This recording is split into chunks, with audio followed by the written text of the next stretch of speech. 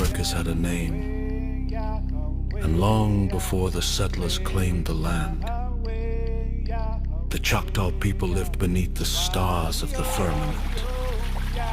Flooded rivers moved slow like smoke through the trees.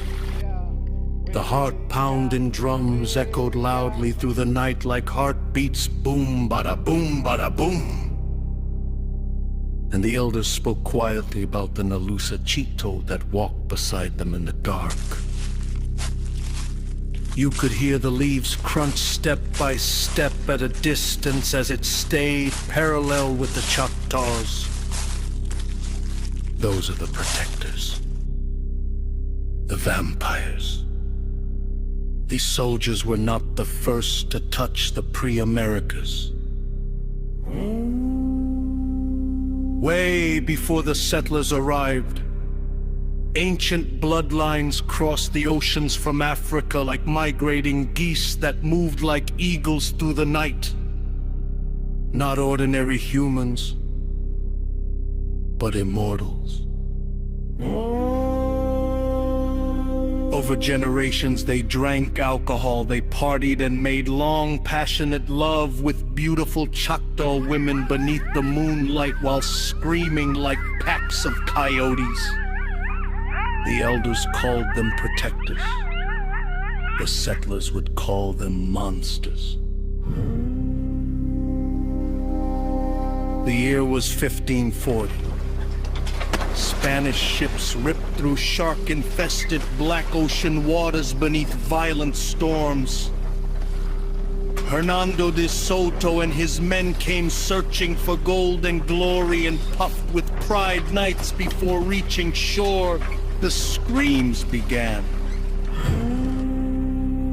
Sailors heard loud scratching beneath the ship.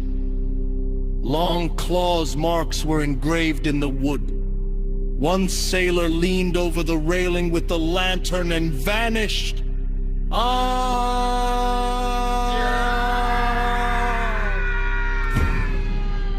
Soldiers named them mermaids. There was no such thing, ha-ha. They were vampires as of death. Moments later, a body crashed onto the deck from above. Thump! His chest torn open. His eyes missing. Carved into his skin was a symbol no one could understand. The ocean became silent and stale. Creatures appeared beside the ship and sky above. Shapes shifted beneath the water like shadows. They swam beside the ships. They flew above and even stood hidden in shadows. Half African, half Choctaw. Ruthless hybrids. Miles inland, the Choctaw watched fire burn and pop. An adolescent girl drops her berries. She screams to the top of her lungs, Allah! Allah! Allah! Pissa! Allah Tushpa Allah Pissa! And among the Tushka stood a young man, Kowiabian Choctaw boy, who carried a DNA that was a secret to him until the day his friend Chukfi hung, swinging in a tree. The soldiers marched deeper into the mosquito-infested muggy swamps. The disappearances began. Soldiers vanished during the night. Horrified horses screamed like grown men. One evening, the soldiers stood guard after sunset. The forest became completely silent. Then, a red drop from above hits his nose. Drops of blood splattered slowly onto the campfire log. The scared soldiers slowly looked upward. Human guts were hanging in strings from the branches everywhere. The clouds slowly uncovered the moon and the light filled the void.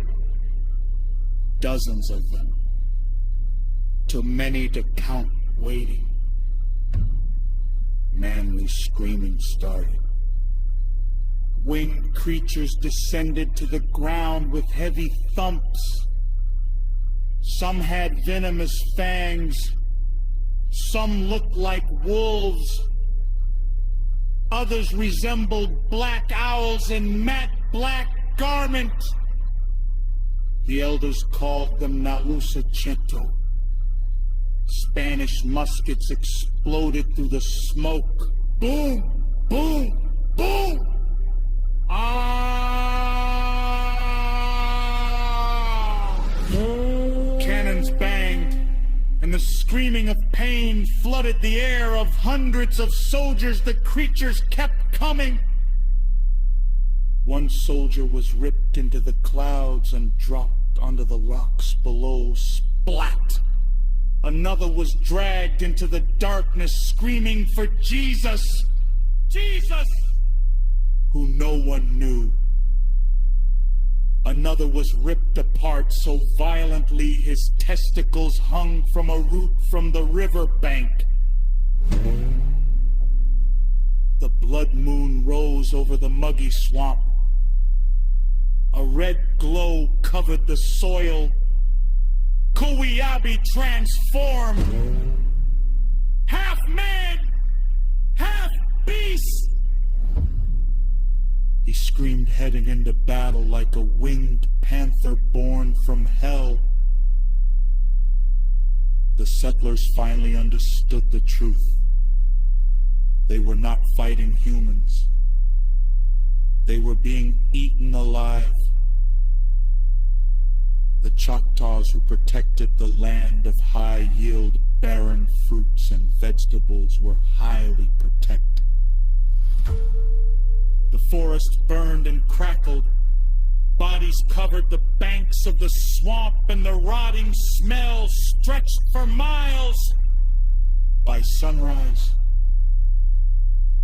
the invaders found the trees covered with hanging organs, armor shredded, blood dripping from leaves in the canopy. The survivors fled toward the ocean in Tamarind. But